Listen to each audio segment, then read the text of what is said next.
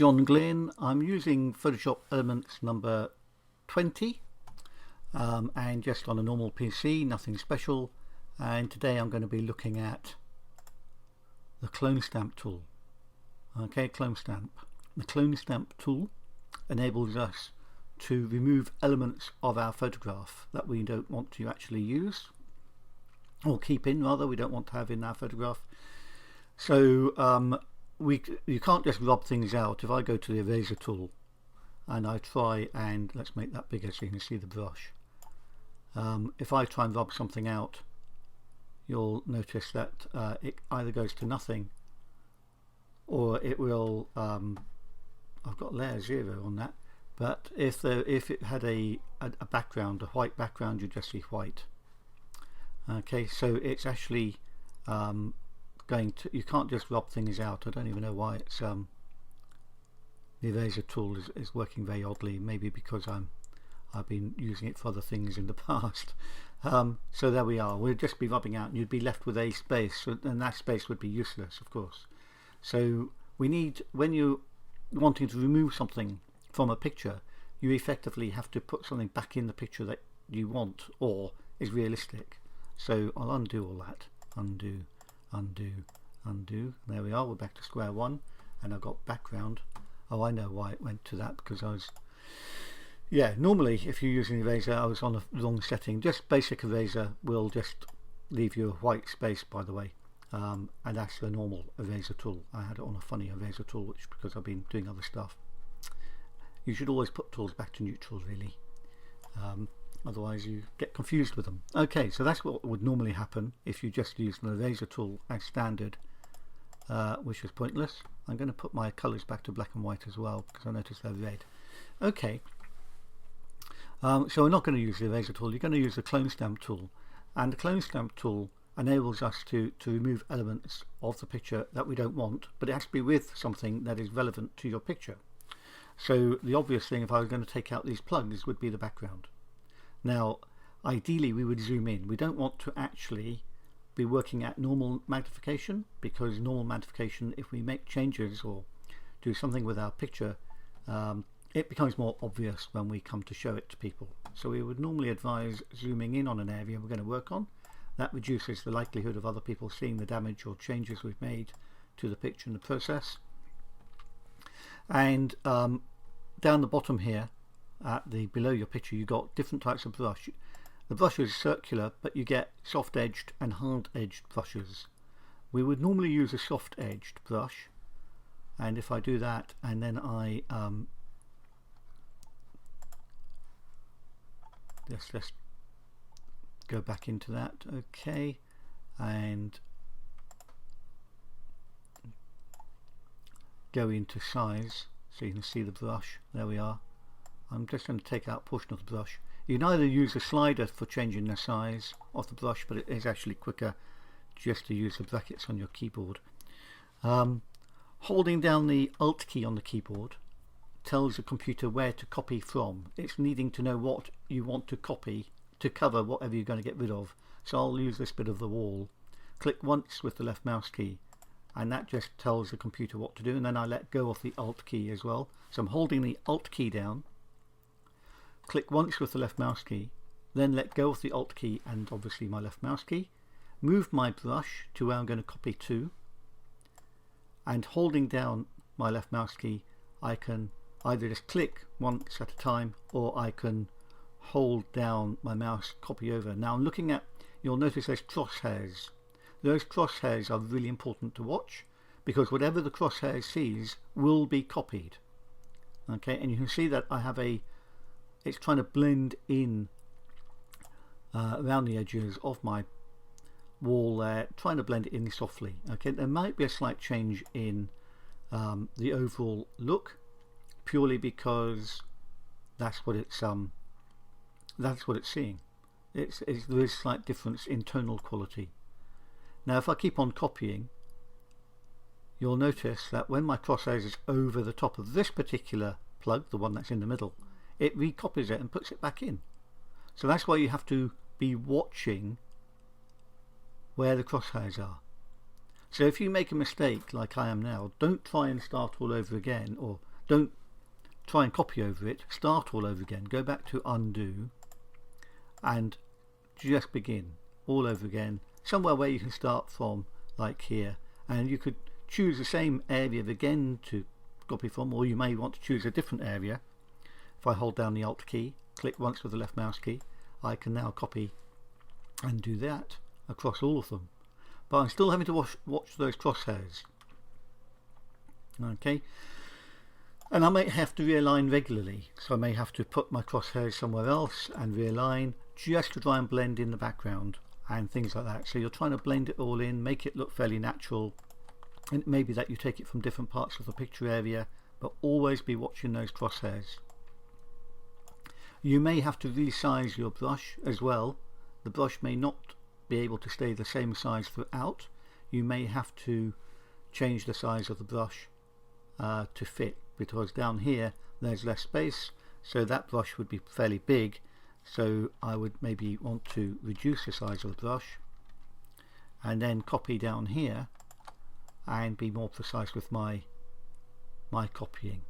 Okay, so I'm cloning over parts of the picture, and then as my crosshairs comes up towards what I'm copying, I may have to realign them so the crosshairs doesn't copy what was there already and just slowly go over. Okay, so you're always having to adjust, reset, change the point that you're working on, that kind of thing. It's not just straightforward, the first time will work and you just leave it. You don't. The other thing is, I've said about the soft edge and hard edge. Let's just do a hard edged brush, and again I'll make that bigger brush so you can see what I'm doing.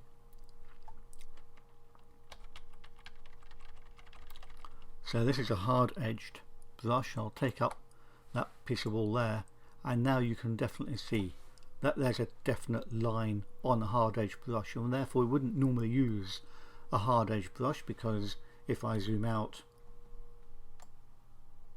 it's fairly obvious that I've been working at that part of the wall. While a soft edge brush, if I undo that and go back to a soft edge and resize again, I'm just picking up any size of brush, it doesn't matter because I can resize to my heart's content, and I take out some of that wall and maybe adjust again. It may be that I know that there's bits of it that I've got to work on and break up any obvious pattern and distortion. Now when I zoom out, we have to work on it a little bit, but the basic principle is there. It's less obvious, that's for sure, already that I've been working on it. By what I often do is I'll do a zoom in, do this kind of adjustments, and it's a matter of readjusting regularly because the walls in different parts of your picture are different, and of course down here the brush is now a bit too big as it was earlier. I may just take it from the top and take them all out, something like that, and then I may zoom out slightly, have a look at it, and then with a bigger brush, slightly bigger brush, take a portion of the wall, say up here, and just sort of play about and try and break up any obvious pattern. It is definitely darker at the bottom than it is at the top. What you're trying to do is just so that people's eye isn't drawn to it as a, oops, I've ended up copying another part of the picture. Just have to be careful where you're copying, but you're just trying to break it up so there's no obvious pattern, so your eye isn't automatically taken to that part of the wall thinking, oh, somebody's done something to that. Let's just make the brush slightly smaller, and oops, it's because I'm taking the edge of the picture. Just be careful of going out of picture. You'll certainly pick up the edge of the picture if you're not careful. Going the wrong way probably doesn't help, and it's definitely a darker shadow at the bottom than it is at the top, so it's a matter of, I'm still doing that, I'm still going out of picture with the X. It's not my brush that's doing that, it's whatever that X is, always have to watch that X, because if that goes out of picture, then that's what it will copy. Okay, so you always are watching where your crosshairs are, not the X but the crosshairs, and just slowly work on it. And it is, especially a wall like this, which to us look the same all the way down, actually has lots of very slight changes in tonal range, and it is a matter of trying to blur them and break the pattern up so it's not too obvious to the eye. And as you can see, I'm not doing a very successful job of it, but it is a matter of just spending a bit more time on it than I'm willing to give in showing you what you're meant to do. Okay, but the basic principle is there. So have a, oops dear, I'm all over the shop now. Do have a go. Remember, holding down the Alt key gives you the little crosshairs. Click once with the left mouse key, let go of the left mouse key and the Alt key, and then start copying where you're going to go to. Okay, so you can have a go. Walls are awkward. If skies are quite good to work on and practice with. If you've got a strong pattern, then that becomes really difficult, by the way, because you're trying to copy a strong pattern, and that has to be the same all round. There is a pattern stamp, which in itself is fairly strange. You get various changes of pattern, and you get lots of different surfaces. So again, rock patterns, you may find that they fit in with certain backgrounds that you want. There's lots of different patterns, and some of them may fit in with the sort of pattern that you're working with and trying to hide. Nature patterns, so grass and so on, may fit in. So it's a matter of trying them out and just seeing on your particular picture whether the pattern that you've got or an option there fits in with your particular photo. Otherwise you're just using what's in the photo to do the hiding. Oops, zoom in, zoom out. Remember, that one isn't brilliant, is it? Always. I should have chosen a simpler picture to work on. It might have been easier to have done a simpler photo to show my example rather than one that is complicated. Okay, so and just sort of break up the pattern so it's not too obvious that you've been working on that particular part of the photo. Again, at the bottom here you've got normal, you've got lots of ways of blending things in. Try them out, see if normal or blending options, these are all blending options trying to fit in what you're copying into your photo. Layers, again, I've only got one layer in my layers palette, so that's not that important. And opacity is just whether you copy over 100% of what you want or just a portion, depending on what you're going to be trying to hide, basically. If you're trying to hide something completely, then it'll be 100% opacity. If you're just trying to break it down so it's not too obvious, it may well be that a lower opacity will suffice. Have a go, and just remember, you will always know that you've worked on whatever it is you're working on. Other people who are looking at your picture aren't necessarily going to be drawn to that particular part that you've worked on. They might just think it's a bit of badly painted wall, rather than the fact that you've actually tried to remove something from the photo. Or it may just be that you see it and other people just won't anyway, because they're not looking for it.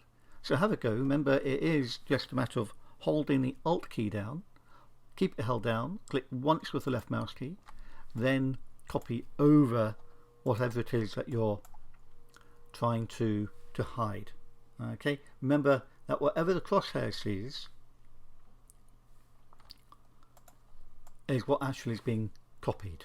So if those crosshairs go over something you don't want it to go over, it will copy, and you'll have to realign and resize, okay, on a regular basis.